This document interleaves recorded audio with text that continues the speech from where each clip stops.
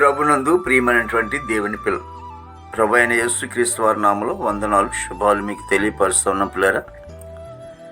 దేవాది దేవుడు మహోన్నత దేవుని స్థలంలో గతించినటువంటి దినాలన్నీ కూడా ప్రభు తన కృపావాత్సల్యములను భద్రపరుచుకుని క్షేమమును ఆరోగ్యమును ఆయుష్ను గురించి మరి ఈ నూతన దినాన్ని ప్రభు మనకు అనుగ్రహించారండి. 2026వ సంవత్సరం 3వ నెల 28వ దినాన్ని ప్రభు మనకు అనుగ్రహించి మరి రోజు దేవుని వాక్యం, దేవుడు నాకు ఎత్తైన కోటగాను కృపగల దేవుడిగాను ఉన్నాడు, నా బలము నిన్నే కీర్తించెదను.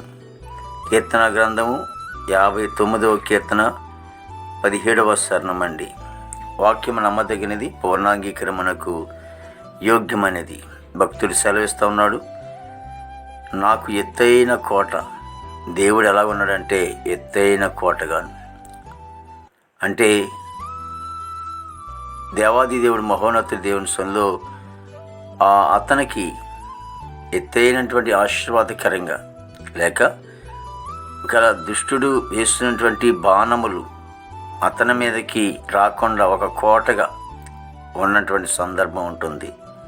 ఎందుకంటే ఏ అపాయము నీ వద్దకు రానని అంటున్నాడు. కాబట్టి దేవాది దేవుని సొంలో ఎత్తైన కోట అంటే మరి దావీదు కూడా అంటున్న మాట ఏంటంటే ఎత్తైనటువంటి ఎక్కలేనటువంటి ఎత్తైన స్థలంలోకి నన్ను ఎక్కించమంటున్నాడు. అది స్థలం, లేకపోతే ఇక్కడైతే కోట. ఈ కోట చాలా ఎత్తుగా ఉంటుంది. ఎందుకంటే శత్రువేమి కూడా లోపల రాకుండా మరి కోటలో మరి రాకుండాట్లు ఉండటని దేవుని వాక్యం ద్వారా మనం గమనిస్తూ ఉంటున్నాం.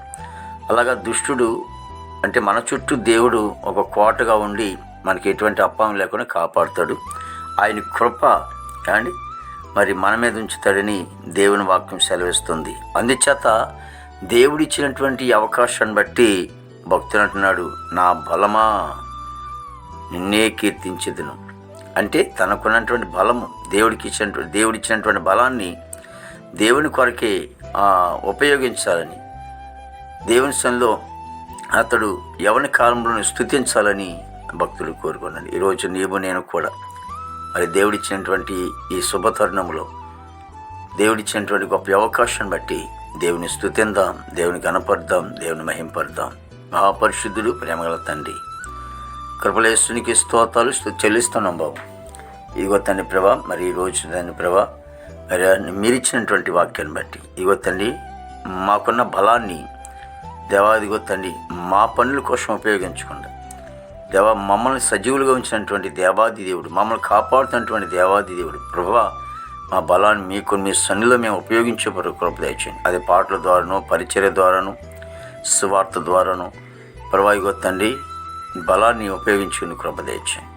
దేవాదికొని తండ్రి భక్తుడు కీర్తిస్తున్నాడని దేవుని వాక్యం సెలవిస్తుంది. తండ్రి దేవతని మా భారతదేశాన్ని మీరు ఆశ్రయించి దీవించండి.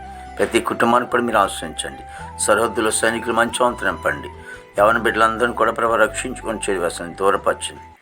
ఉద్యోగస్తులందరూ కూడా మంచి అంతరంపండి. మా దేశ పాడి పడినంతను మీరు ఆశ్రయించండి. హాస్పిటల్ రోజు స్వస్థపరచండి. జైలు ఉన్న బిడ్డలు బిడ్డదాల్చండి. కోర్టు గొడవలు, కేసు గొడవలన్నీ కూడా కొట్టివేయండి తండ్రి. ప్రభావిగో తండ్రి వివాహం లేని బిడ్డకి వివాహం తెచ్చండి. గర్భఫలం లేని వారికి గర్భం తెచ్చండి. గర్భిణీ చేసి సుఖం డెలివరీ తెచ్చండి. తల్లి బిడ్డ క్షేమం తెచ్చండి. అని ప్రతి సేవకురాలు సంఘం పరిచర్య కుటుంబాలు మీరు ఆశను దీవించండి. ఈ దినమంతా కూడా ప్రభు నీ విశేషమైన కృపతో నింపి నీ నామానికి మాత్రం మహిమ తెచ్చుకోండి. యేసుక్రీస్తు వారి నామములో అడుగుచున్నాము తండ్రి. ఆమేన్, ఆమేన్, ఆమేన్.